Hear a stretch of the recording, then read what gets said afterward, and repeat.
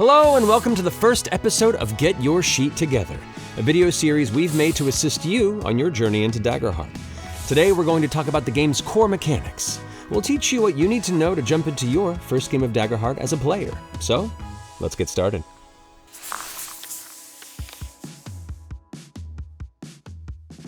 Whenever you do something in the narrative that could have consequences, such as leaping across a chasm, deceiving a bounty hunter, casting a complicated spell, or attacking an adversary, you'll make an action roll.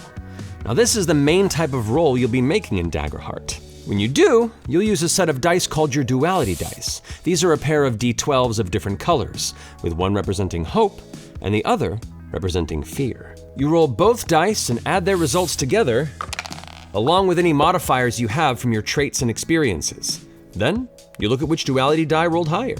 In this case, I rolled a 15, and my hope die is higher than my fear die, meaning I rolled a 15 with hope. Now, if my fear die had been higher, I would have rolled a 15 with fear instead.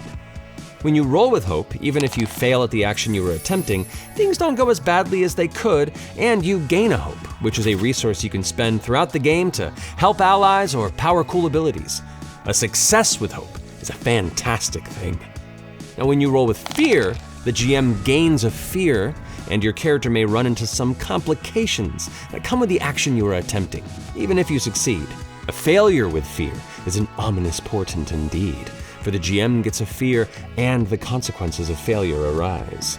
And rolling doubles on any number is a critical success. Double ones, double 12s, and everything in between.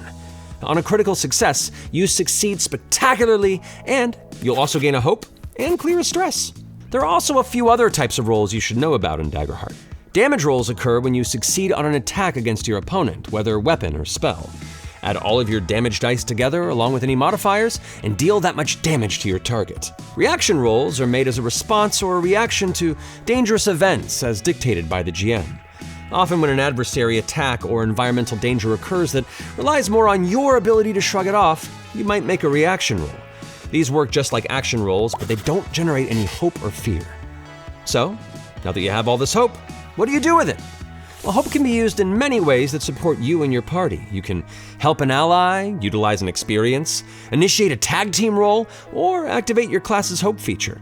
We'll talk more about these options in upcoming videos. Your evasion, which can be found on the top left of your character sheet, is what you use to determine your ability to avoid attacks and other unwanted effects. Your GM will be rolling against this number when adversaries make attacks against you. What happens when they're successful? You're probably marking hit points. These represent the physical injuries your character endures when they're hit by an adversary or hurt themselves traversing difficult environments. The number of hit points you mark is determined by your damage thresholds. They can be found right above hit points on your character sheet. Now, damage you take may be minor, major, or severe, causing you to mark 1, 2, or 3 hit points respectively. So let's say your character has a major threshold of 8 and a severe threshold of 16. If they take 9 damage, that would be considered major damage, which marks 2 hit points. Thresholds are meets it beats it, so 8 damage would still be major, but 7 or below would be minor. There's no math here.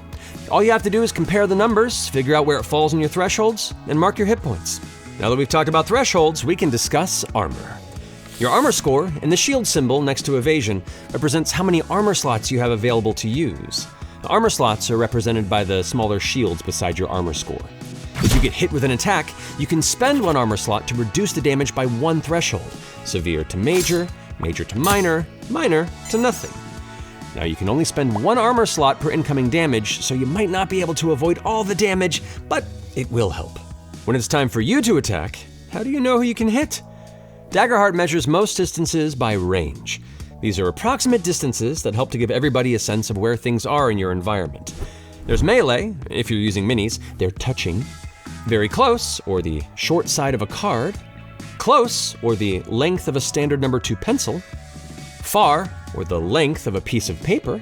Very far is anything longer than a sheet of paper. And out of range, something that's typically too far away to be targeted. Next, let's talk about the stress mechanic. It represents your character's mental and physical strain. Some spells and abilities will require you to mark a stress to use them, and the GM might inflict stress as a consequence for dangerous actions. If you are ever forced to mark 1 or more stress but your slots are full, you must mark 1 hit point instead. In a fight, you're almost certainly going to get a little hurt. But don't worry, you can use downtime to recover hit points and stress you may have taken on your journey, so you'll be right as rain for your next encounter.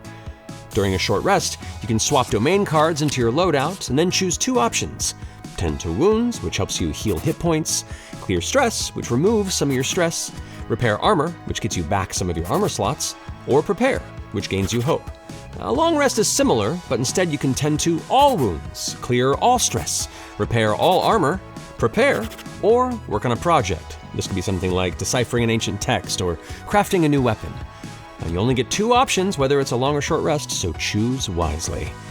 We hope this has given you a quick look into the core mechanics for Daggerheart. To learn everything in more detail, go pick up the core rulebook for yourself, or borrow a friend's, or even go learn more at Daggerheart.com. We'll see you next time you gotta get your sheet together. Get your sheet together.